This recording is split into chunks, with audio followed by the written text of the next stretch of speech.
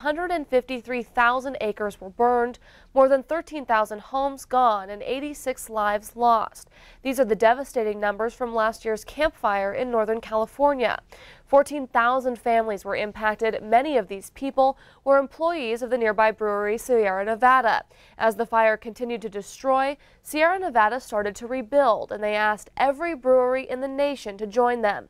As MTN's Kent Lutzen reports, Montana's beer community has answered in a big way. Northern California's Camp Fire is the deadliest in state history. The flames devastated parts of Butte County, California, also home to Sierra Nevada Brewing Company. John Sandin, an employer with the company, says many of his co-workers' lives were changed the day this fire started. A bunch of our employees that work at the brewery in Chico lived in Paradise, and the whole town of Paradise is no longer here. Well over 50 of our employees lost their whole home, everything. While the fire burned, Sierra Nevada opened their doors. They offered shelter, fed victims, and donated clothes. Days later, the company started a much bigger relief effort. Brewery founder Ken Grossman asked every brewery in the nation for help.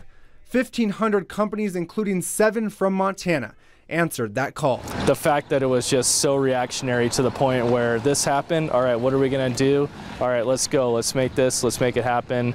Initially, our owner said like he'd be happy if like 200 breweries signed up for it, and he got almost 1,500. So just to see that response from this speaks a lot to not only the community, but the brewing industry as a whole. Sierra Nevada asked the breweries to make their own Resilience Butte County Proud IPA, using Sierra Nevada's recipe.